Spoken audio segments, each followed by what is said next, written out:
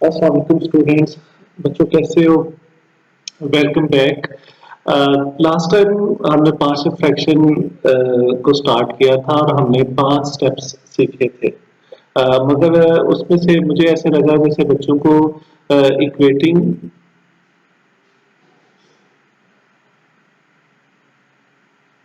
The coefficient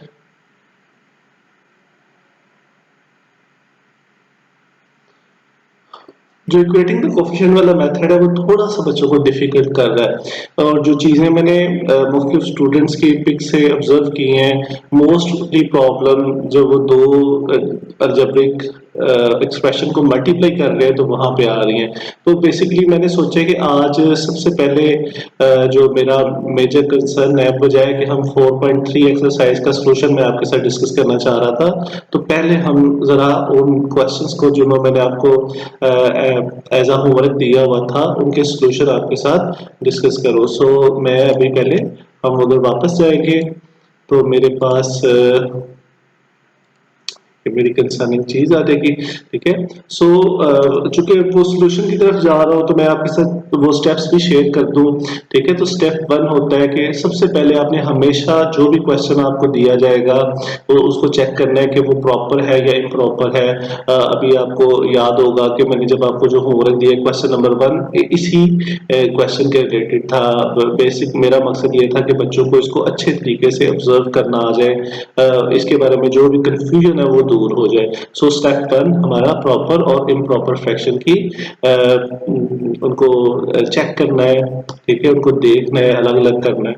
step number 2, step number 2 मेरे पास जो factor denominator के अंदर है, ठीक है, उनको डिफरेंट डिफरेंट फ्रैक्शंस के डिनोमिनेटर में लिखना है। ठीक है, और उनको कनेक्ट करना है वो जो पॉजिटिव साइन से। अब फॉर एग्जांपल अगर मेरे पास एक क्वेश्चन है x प्लस 1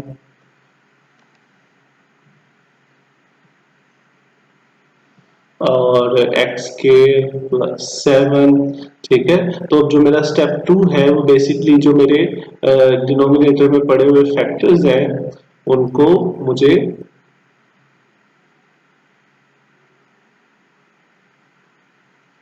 अलग अलग फ्रैक्शन के डिनोमिनेटर्स में लिखना है। और एक और जो शर्त आपको यहाँ पे दोबारा याद करवा दूं, इनकी मजीद फैक्टराइजेशन पॉसिबल नहीं होनी चाहिए।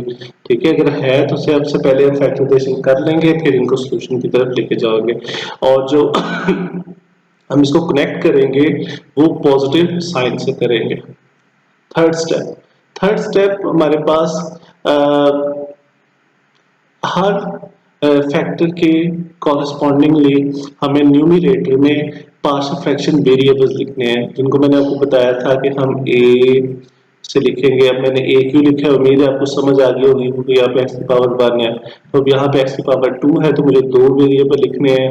कनेक्ट इनको प्लस के साइन से करूंगा और यहाँ पे जो डिग्री है वो मैं रिड्यूस कर दूंगा, यानी एक एक्स की पावर लगा के करूंगा। नेक्स्ट जो मेरे पास है, अब मुझे अपना जो डिनोमिनेटर है मेरा रिजल्टेंट फ्रैक्शन का, इसको पकड़ के सारी टर्म्स के साथ मल्टीप्लाई करना है। ठीक है, तो मैं जल्दी से कर लूंगा। ठीक है, फिर हम आगे चलते हैं।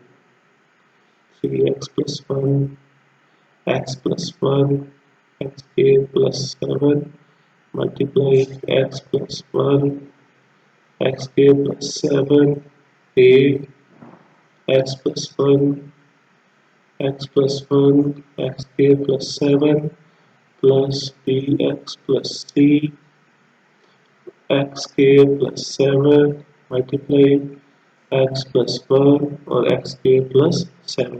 सो यहाँ पे जो मेरी अब कैंसिलेशन स्टार्ट हो जाएगी, ये हिस्सा से काटा जाएगा, x plus 1 वाली ब्रैकेट कैंसिल हो जाएगी, x k वाली कैंसिल हो जाएगी। 3x plus 1 a एक्स के प्लस 7 और plus b x plus c और एक्स प्लस 1।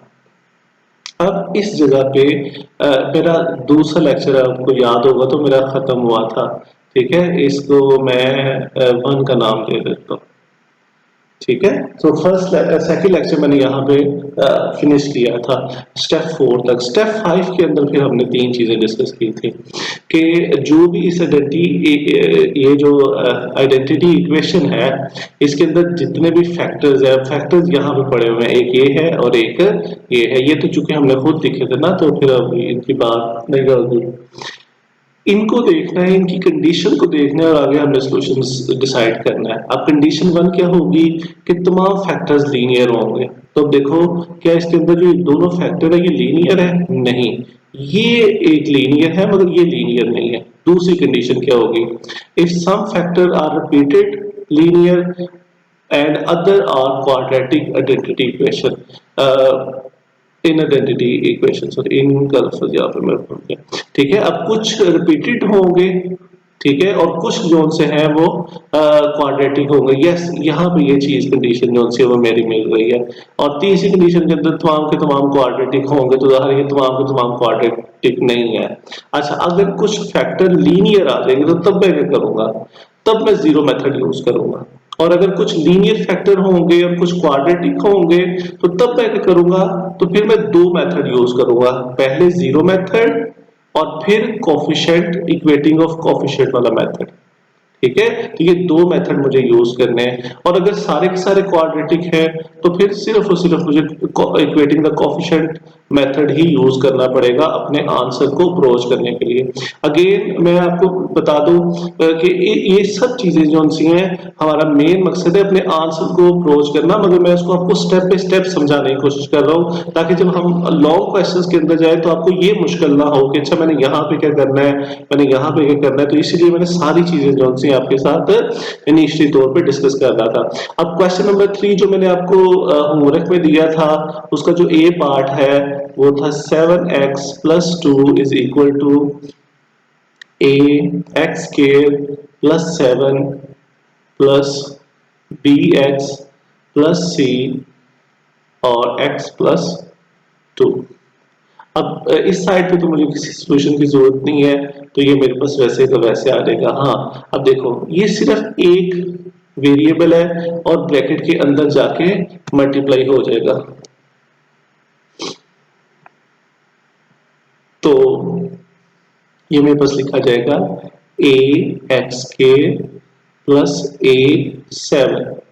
अब इसको मैं थोड़ा सा चेंज करूंगा, मैं 7a लिख लूंगा, यानी जो मेरे पास न्यूमेरिकल क्वांटिटी है उसको पहले लिख रहा हूँ और वेरिएबल क्वांटिटी को बाद में लिख रहा हूँ।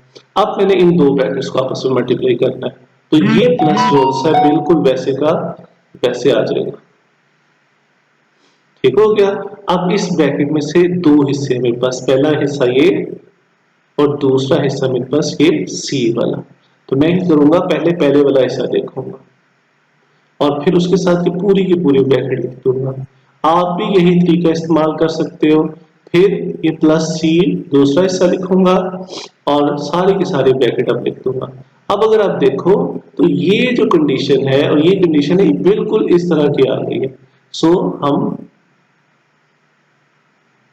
ax plus 7a plus bx plus 2bx। अब देखो पहले bx को मैंने इस x से मल्टीप्लाई किया तो ये x और x मल्टीप्लाई हो गया, x स्क्वायर आ गया, b वैसे का वैसे आ गया। इसी तरह इस b को फिर मैंने 2 से मल्टीप्लाई किया तो 2bx आ गया। अब cx प्लस 2c, ये मेरे पास सिंप्लीफिकेशन हो गई, यानी मैंने ब्रैकेट को आपस में मल्टीप्लाई कर दिया। अब मुझे इनकी कोफिशिएंट इक्वेट करने हैं, तो जो कोफिशिएंट इक्वेट होंगे वो एक्स स्क्वायर के होंगे, एक्स के होंगे और कांस्टेंट के होंगे। ठीक है, तो सबसे पहले एक्स स्क्वायर की बात करते हैं। तो एक्स स्क्वायर को देखो मैं येलो कलर से करने लगा हूं, देखो एक एक्स स्क्वायर ये है, एक एक्स स्क्वायर ये है। अच्छा, अब इस साइड में तो एक्स स्क्वायर है ही नहीं, तो जहां पे नहीं होगा वहां पे हम जीरो लगा देंगे। तो सबसे पहले हम इधर से स्टार्ट किया करेंगे हमेशा। तो सबसे पहले इधर एक्स स्क्वायर नहीं है, जीरो लग गया। अब आगे इक्वल, और अब इक्वल के इस साइड पे दोनों पे लिखना है। तो देखो मैं एक्स स्क्वायर नहीं लिख रहा, सिर्फ उसके साथ आने वाले ए बी सी वेरिएबल जोन से उनको लिख रहा हूँ। इसी तरह अब देखो अब हम एक्स वालों की बात करते हैं। देखो यहाँ पे एक्स वाली रकम है, इधर ये एक एक्स वाली रकम है और इधर एक ये एक्स वाली रकम है। तो अभी हम इसको लिखते हैं, तो ये मेरे पास आ जाएगा 7, क्योंकि एक्स के साथ 7 क्वांटिटी है, एक्स नहीं हमने लिखना। इधर मैं लिखूंगा 2b और प्लस सी लिख दूंगा। सो एक्स के अलावा जितनी भी चीजें हैं वो सारी मैंने यहाँ पे लिख दी है। लास्ट मेरे पास आ जाएगा मेरा कांस्टेंट। तो ये 2 है, कोई एक्स नहीं है इसके साथ। 7a है, कोई एक्स नहीं है। 2c है, कोई एक्स नहीं है। तो अब ये मेरे पास कांस्टेंट आ जाएंगे। तो ये मेरे पास आ जाएगा 2 इस साइड पे इक्वल 7a प्लस 2c। तो ये मेरे पास कोफिशिएंट इक्वेट हो गए हैं। सिर्फ आप लोगों ने इतना करना था। अब इसी तरह अगर मैं जो बी पार्ट है वो लूं, तो मेरे पास आ जाएगा x square plus 1 is equal to a x plus 2 plus b x plus 2 x plus 1 plus c x plus 1 whole square. अब मैंने इसको सॉल्व करना है। तो सबसे पहले अब देखो, यहाँ पे मुझे दो काम पहले करने पड़ेंगे। इन दोनों ब्रैकेट्स को मल्टीप्लाई करना पड़ेगा और इस होल स्केयर को मुझे ओपन करना पड़ेगा। तो वो जरा देखो मैं कैसे कर रहा हूँ। एक्स के प्लस 1 वैसे का वैसे, इस ए को अगर आप यहीं पे मल्टीप्लाई करना चाहते हो कर सकते हो, और अगर नहीं भी करना चाहते तो कोई मतलब प्रॉब्लम नहीं है। तो मैं फिलहाल इसको एक स्टेप तक यहीं पे छोड़ दूंगा। प्लस बी, मैंने बी को वैसे का वैसे छोड़ दिया है। ठीक है, अब मैं अंदर इनको मल्टीप्लाई करने लगा हूं। तो मैं सबसे पहले इस एक्स को ले रहा हूं, ठीक है, और आगे मैं सारी की सारी ये वाली ब्रैकेट लिख रहा हूं। फिर मैं इस प्लस 2 को ले रहा हूं और आगे वो सारी की सारी जो उनसे ब्रैकेट लिख रहा हूं। ठीक है, मैंने कलर चेंज कर लिया ताकि मैं आपको अच्छे तरीके से बता सकूं कि मैंने क्या किया। प्लस सी आ गया। अब यहाँ पे देखो मुझे होल स्केयर ओपन करना है। ठीक है, तो ये बिल्कुल वैसे ही है जैसे हमने 9th क्लास के अंदर सीखा था a प्लस बी का होल स्केयर। तो कैसे ओपन होगा, एक्स स्केयर प्लस 1 प्लस 2 एक्स, यानी a square plus b square plus 2 a b. मैंने बिल्कुल उसी चीज को फॉलो किया। नेक्स्ट, अब हम इस स्टेप के अंदर इनको भी आपस में मल्टीप्लाई कर देंगे। तो मेरे पास आ जाएगा a x plus 2, sorry, x के प्लस 1 ए एक्स प्लस 2 प्लस बी, यहाँ पे एक्स के प्लस एक्स आ जाएगा प्लस 2x आ जाएगा और प्लस 2 आ जाएगा, और सी एक्स के प्लस 1 प्लस 2x। सो अब यहाँ पे आके मैं अपने जो बाहर वाले वेरिएबल होंगे उनको एक ही स्टेप के अंदर अंदर मल्टीप्लाई कर दूंगा। तो यह आ जाएगा a x plus 2a plus b x के plus b x plus 2bx plus 2b plus c x के प्लस सी और प्लस 2cx। अब उम्मीद है कि ये जो स्टेप्स हैं आपको अच्छे से समझ आ गए होंगे, स्पेशली ये वाला। ठीक है, और फिर ये वाला। तो यहाँ पे मैंने नॉर्मल बस दो ब्रैकेट्स को आपस में मल्टीप्लाई किया, ठीक है, ताकि मैं उसको आगे अच्छे तरीके से जो मुझे समझ आ सके टर्म्स वाइज मैं इसको एक्सप्लेन कर सकूं। तो यहाँ पे आप इस तरह की मल्टीप्लिकेशन कर सकते हो। ये स्टेप मैंने आपके साथ शेयर कर दिया है। अब जो नेक्स्ट है, मुझे कोफिशिएंट इक्वेट करने हैं। तो मुझे कोफिशिएंट जो इक्वेट करने हैं, सो मुझे जो कोफिशिएंट इक्वेट करने हैं वो मेरे पास आ जाएंगे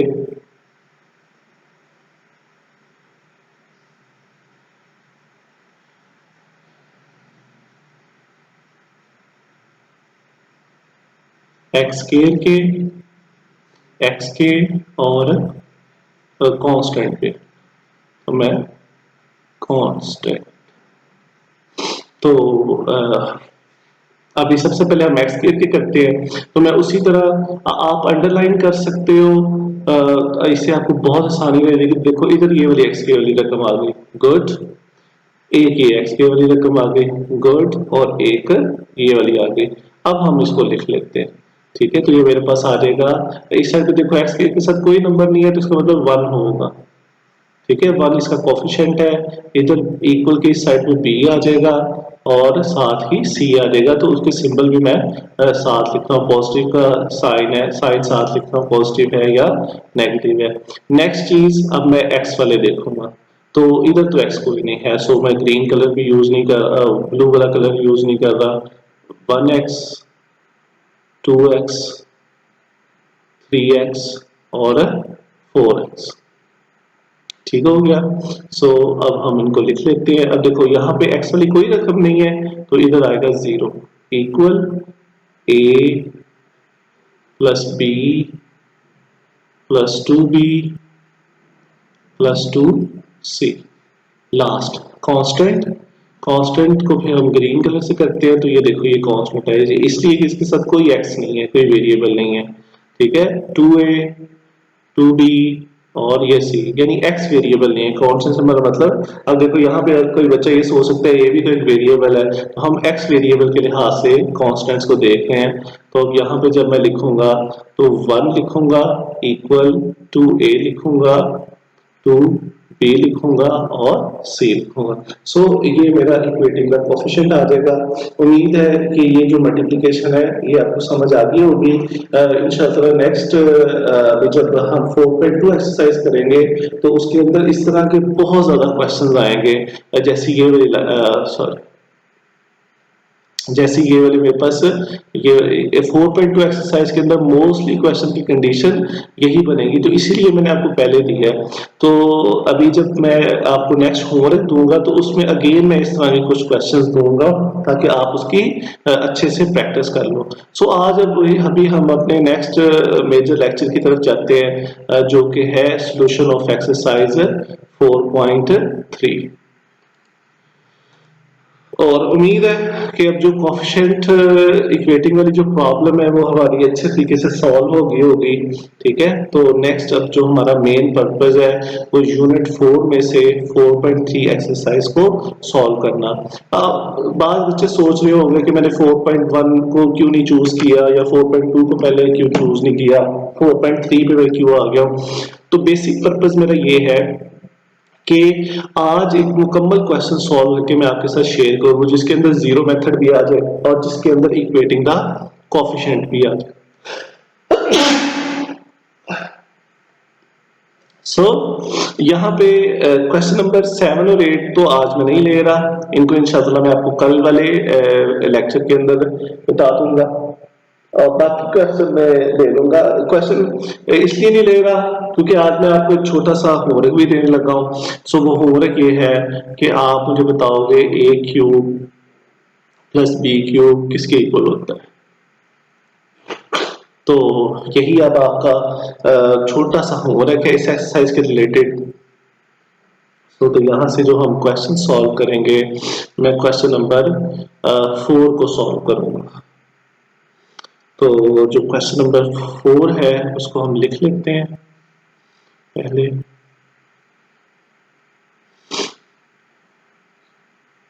फोर मेरे पास आ जाएगा 9x minus 7 x plus 3 x के प्लस 1। ओके जी। सो अब मैं इसको मुकम्मल क्वेश्चन को सॉल्व कर रहा हूँ, आप लोग भी इसी तरह इसको फॉलो करोगे, ठीक है, और कोई भी चीज आप इसकी मिस नहीं करोगे। सो सॉल्यूशन मेरा स्टार्ट होता है 9x minus 7 by x plus 3 x square plus 1। It is a proper fraction, ठीक है, ये हमारे पास एक प्रॉपर फ्रैक्शन है। जो डिनोमिनेटर के अंदर फैक्टर्स है उनकी मजीद फैक्टराइजेशन नहीं हो सकती। ठीक है, तो हम अपने नेक्स्ट स्टेप की तरफ जाएंगे।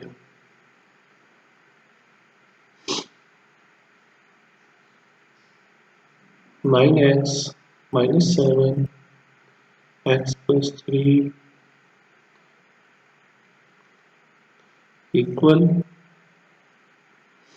एक्स प्लस 3 और दूसरा फैक्टर एक्स के प्लस 1। अब इनको कनेक्ट करूंगा मैं प्लस के साइन के साथ और यहाँ पे मैं एक वेरिएबल लिखूंगा जो कि मैं ए के नाम से लिख रहा हूँ और यहाँ पे मैं दो लिखूंगा जो बी एक्स प्लस सी होंगे।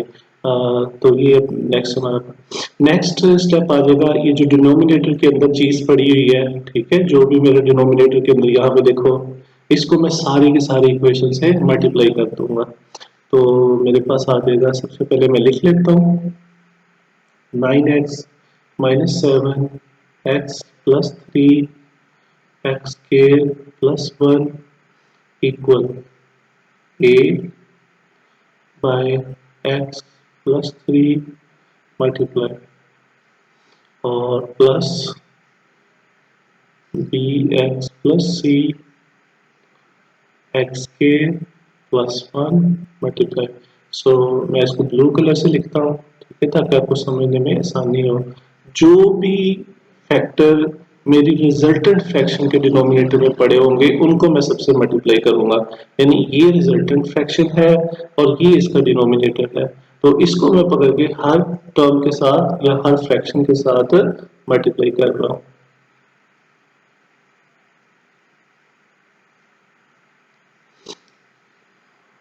x प्लस 3 और एक्स के प्लस 1। तो अभी हम कैंसिलेशन अपनी स्टार्ट करते हैं। तो ये तो पूरे का पूरा दोनों के दोनों ही काटे जाएंगे। यहाँ पे x प्लस 3 कैंसिल हो जाएगा और यहाँ पे x प्लस 1 एक्स के प्लस 1 हो जाएगा। सो यहाँ पे मुझे मिलेगा 9x minus 7 is equal to a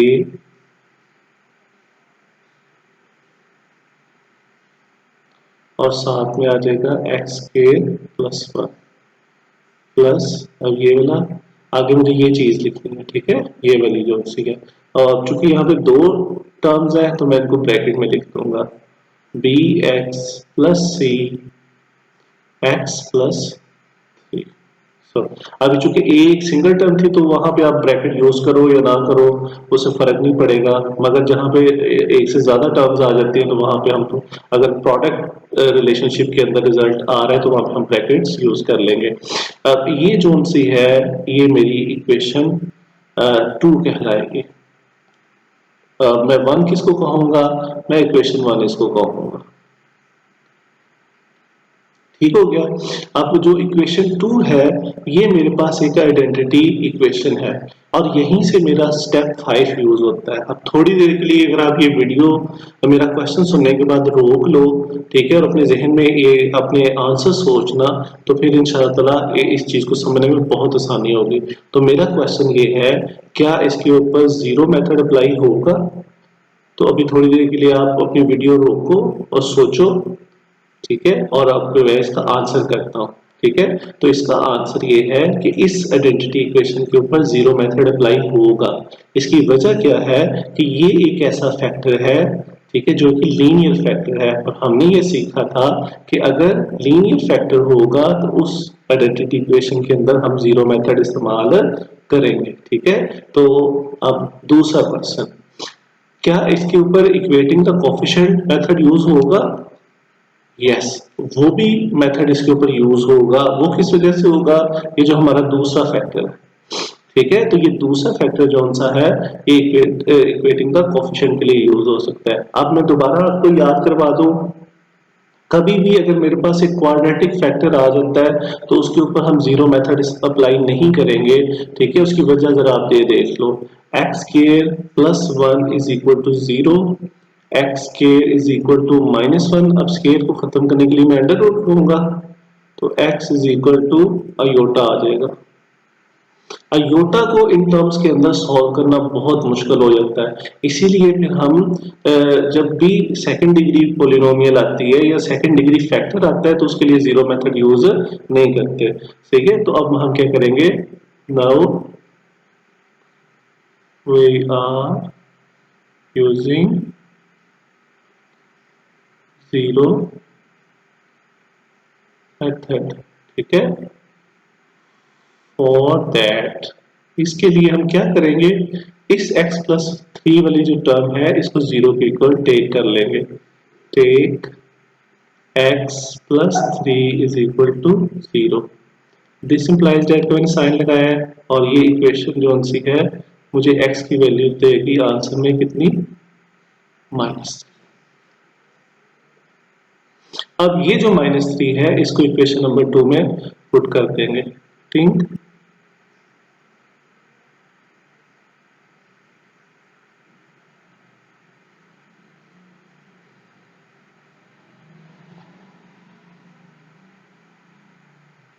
अब देखो इस हिस्से में मैंने कुछ एक्स्ट्रा नहीं किया, सिर्फ मैंने वही लिखा है जो मैं करने वाला हूँ।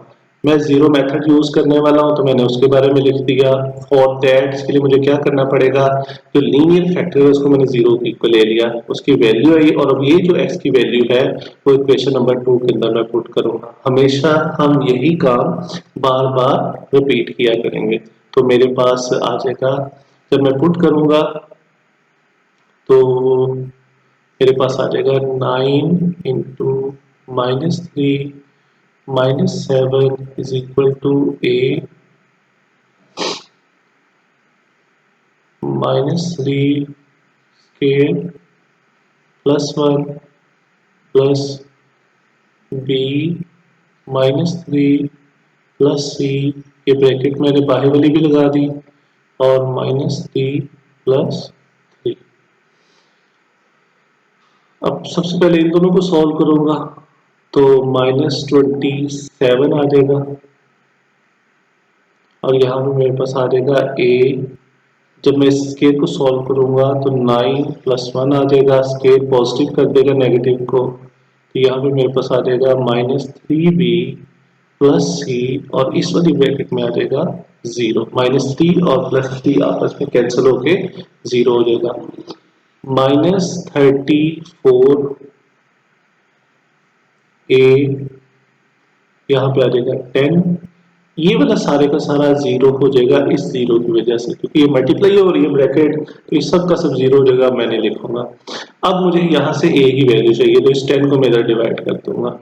सो -34 divided by 10 is equal to 8। अब महत्व के टेबल से हम कैंसिल कर देंगे तो ये मेरे पास बचेगा -17/5, ये मेरे पास एक वैल्यू आ गई है। और यही पार्शियल फ्रैक्शन का मकसद है। बस क्या मकसद है कि यहाँ पे ये जो हमने a वाला वेरिएबल यूज किया है, b वाला और c वाला, इनकी वैल्यू हमारे पास आ जाए। ठीक है, जैसे ही इनकी वैल्यूज आएंगी हमारा आंसर आ जाएगा। तो अभी मैं फिलहाल मैंने a की निकाली है, a के लिए जो मैंने मेथड यूज किया है वो मैंने जीरो मेथड यूज किया है। उम्मीद है कि ये आपको समझ पहले भी आपने प्रैक्टिस की होगी और अब भी समझ में आ गया होगा। तो इनकी प्रैक्टिस आप बार बार करो, ठीक है, ताकि जो भी कंफ्यूजन आपकी आती है वो आपको प्रॉब्लम ना आए। ठीक है, नेक्स्ट जब हम प्रैक्टिस कर रहे हो अगर कोई प्रॉब्लम आएगी तो आप मुझसे पूछ सकते हो। ओके, अब ये तो हमारा डन हो गया। अब मैं कोई और जीरो मेथड नहीं यूज कर सकता। अगर फॉर एग्जांपल इसके ऊपर ये स्केयर ना होता तो फिर मैं एक दफा और जीरो मेथड यूज कर लेता।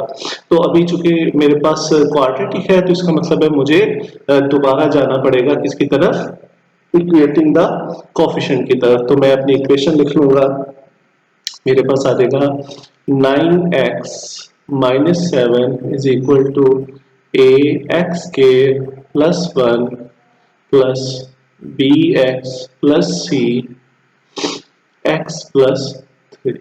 अब देखो ये वही वाली इक्वेशन आ गई ना जो मैंने आपको एग्जांपल के तौर पे दी थी। तो अब हम प्रोसेस करने लगे हैं इक्वेटिंग द कोफिशिएंट। तो मैं जो लेफ्ट हैंड साइड पे है तो उसको तो मैं कुछ नहीं करने वाला, इस ए को मैं अंदर मल्टीप्लाई करूंगा, और अगर आप नहीं भी करना चाहते तो कोई बात नहीं है। सो मैं अभी के लिए इस स्टेप को इसी तरह छोड़ देता हूँ, नेक्स्ट में मैं कर लूंगा प्लस। अब इन दो ब्रैकेट्स को मैंने मल्टीप्लाई करना है, तो अभी थोड़ी देर पहले देखो मैंने आपके साथ जो तरीका शेयर किया था मैं उसी को फॉलो करने लगा हूँ। सबसे पहले इस पी एक्स को पकड़ूंगा, पहले इससे को इसको लिखा और साथ में ये पूरी की पूरी ब्रैकेट लिख दी, प्लस फिर ये वाला सी आ गया, प्लस सी आ गया, और साथ में ये पूरी की पूरी मैंने ब्रैकेट लिख दी। अब मैं ए को मल्टीप्लाई कर दूंगा, ये मेरे पास आ जाएगा ए एक्स के प्लस ए प्लस बी एक्स के प्लस 3bx सी एक्स प्लस 3c। सो ये मेरे पास अब मैं एक कोफिशिएंट को इक्वेट करूंगा, तो मेरे पास आ जाएंगे तीन कोफिशिएंट इक्वेट होंगे, हाईएस्ट पावर स्केयर है तो कोफिशिएंट ऑफ एक्स स्केयर, अब ये इसी तरह लिखा जाएगा कोफिशिएंट ऑफ एक्स और फिर भी ये कोफिशिएंट ऑफ कांस्टेंट। सो सबसे पहले हम स्केयर के करेंगे, अगेन मैं वही तरीका यूज करने लगा हूं। देखो इस साइड पे कोई स्केयर नहीं है तो मैं येलो कलरिंग किसी के ऊपर नहीं करूंगा, हाँ मैं यहाँ पे येलो कलरिंग करूंगा, यहाँ भी येलो कलरिंग करूंगा, तो ये मेरे एक्स स्केयर पे आ गए। तो इसका मतलब है लेफ्ट हैंड साइड पे कोई एक्स स्केयर नहीं है तो इक्वल के लेफ्ट हैंड साइड पे जीरो आ गया। अब इधर मेरे पास आ गया a plus b, x variable मैंने साथ नहीं लिखा। इसी तरह अब हम बात करते हैं एक्स की, ये देखो ये एक्स है, ये एक्स है और ये एक्स है, ठीक है। तो अब हम इसके कोफिशिएंट लिखते हैं, तो मेरे पास आ जाएगा, अब देखो इस एक्स के साथ कोफिशिएंट 9 है, 9 इक्वल 3b प्लस सी, ये मेरे पास आ गया, ठीक हो गया। लास्ट में मेरा बगैर एक्स वाले आ गए, 7 आ गया, ए आ गया और सी आ गया। तो ये मैं अब लिखूंगा इनको -7 ए प्लस 3c। अब ये मेरे पास तीन इक्वेशन हो जाएंगी। तो पहले तो मैं रोमन काउंटर से 1 का नाम, 2 का नाम और 3 का नाम दे दूंगा, ठीक है। अब इन्हीं तीनों को मैं सॉल्व करके बी और सी की वैल्यू निकालने की कोशिश करूंगा। तो अब देखो ये जो इक्वेशन 1 है इसके अंदर मैं ए की वैल्यू पुट कर दूंगा, ठीक है। तो देखो ये जब putting value of A in equation 1, ठीक है।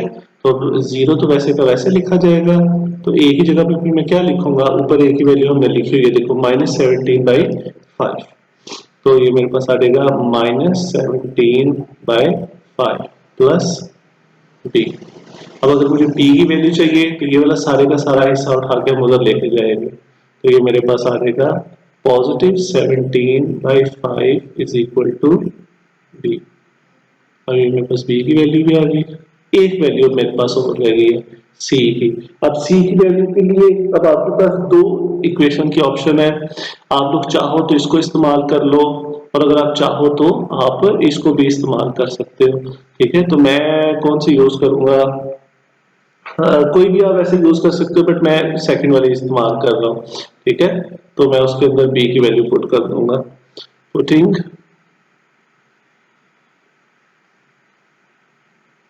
Value of be in equation 2। वैसे आपकी जो भी चॉइस होगी आप कर सकते हो, इससे आंसर पे कोई फर्क नहीं पड़ेगा। 9 इक्वल 3 इंटू 17/5 प्लस सी आ जाएगा। 9 इज इक्वल टू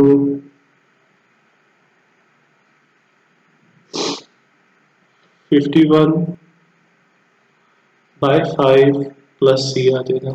अब यहाँ पे इस 51/5 को मैं उठा के इक्वेशन के दूसरी साइड पे ले जाऊंगा, -51/5 प्लस सी। प्लस सी नहीं, इक्वल सी। अब अगर किसी बच्चे को एलसीएम नहीं लेना आता तो वो मैंने आपको कैलकुलेटर से तरीका बताया हुआ है, आप उसको यूज करो। ठीक है, अपनी सारी टर्म्स ही कैलकुलेटर पे लिख देना, और जिनको करना आता है ठीक है, तो फिर मैं यहाँ पे एलसीएम का तरीका इस्तेमाल कर दूंगा। तो ये मेरे पास आ जाएगा 545 माइनस 51 सी। तो यहाँ पे मेरे पास आ जाएगा -6/5 सी। ठीक है, ये मेरे पास सी की वैल्यू होगी। अब मेरे पास जो तीन वेरिएबल मैंने ऊपर लिखे थे, ठीक है, अपने स्टार्ट वाली वन इक्वेशन के अंदर, वो मेरे पास तीनों की तीनों वैल्यू आ गई है। ठीक है, तो तीनों की तीनों वैल्यू मैं वापस वहां पे रिटर्न करूंगा। ठीक है, सो इक्वेशन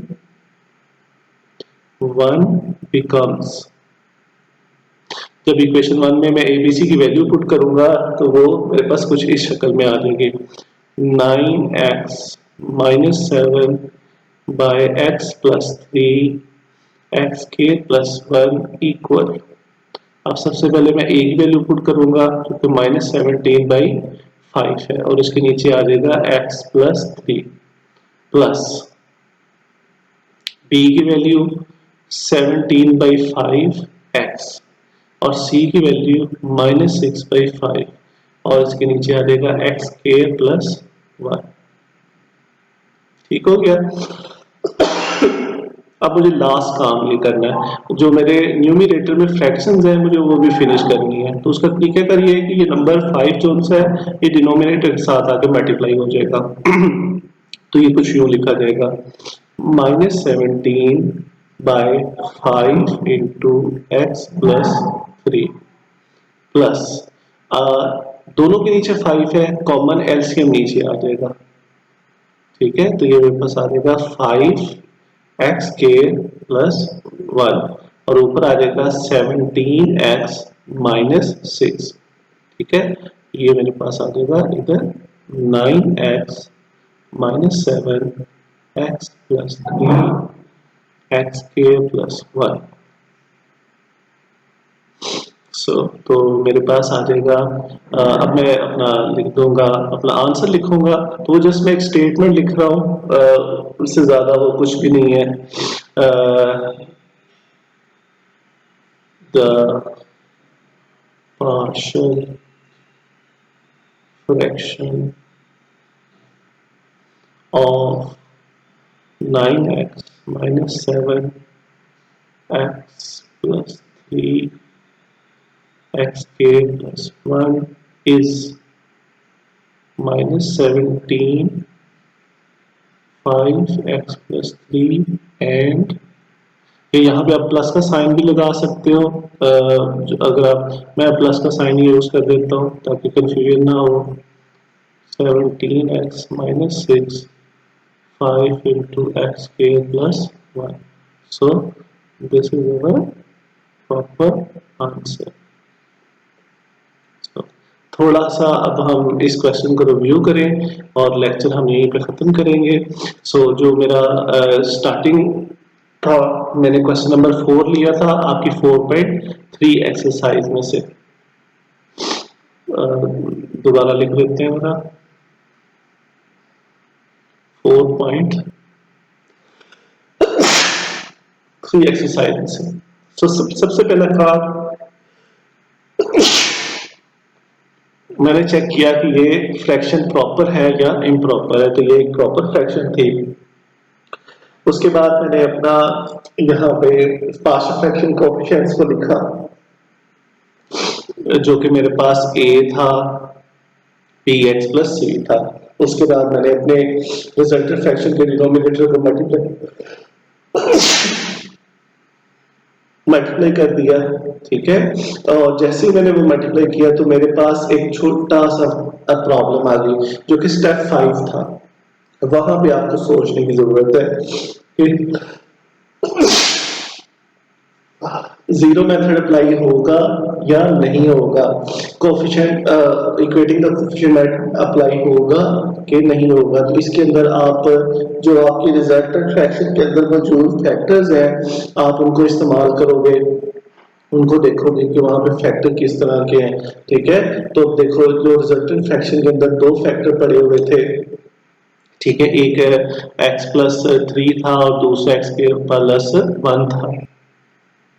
x+3 एक लीनियर फैक्टर है, तो इसके लिए ज़ाहिर जीरो मेथड, जबकि x+1 क्वाड्रेटिक फैक्टर है, तो इसके लिए इक्वेटिंग द कोएफिशिएंट मेथड हमें यूज करना था। यानी एक पहली दफा में जीरो मेथड और दूसरी दफा में इक्वेटिंग द कोएफिशिएंट मेथड हमें इस्तेमाल करना था। तो अभी मैंने इक्वेटिंग जीरो मेथड को सबसे पहले इस्तेमाल किया। ठीक है, उसके लिए जो मेरे पास लीनियर फैक्टर था मैंने उसको जीरो के इक्वल लिया है। क्वाड्रेटिक को हम नहीं ले सकते, मैं वजह आपको पहले एक्सप्लेन कर चुका हूँ, यहाँ पे भी दोबारा आपको दिखा देता हूँ। तो अभी जो x की वैल्यू निकली थी वो आइडेंटिटी इक्वेशन के अंदर हमने पुट करके a की वैल्यू हमने निकाल ली वहां से, जो कि हमारे पास 17/5 आ गई। ठीक है, नेक्स्ट जो मुझे सेकंड मेथड करना है वो मुझे इक्वेटिंग द कोएफिशिएंट वाला करना है। यहाँ पे मैं लिखना भूल गया, मैं लिख देता हूँ now using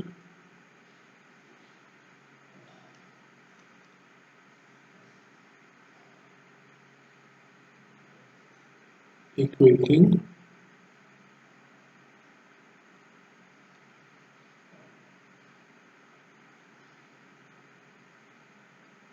the coefficient method. ठीक हो गया। मैंने इक्वेटिंग द कोएफिशिएंट मेथड को देखा।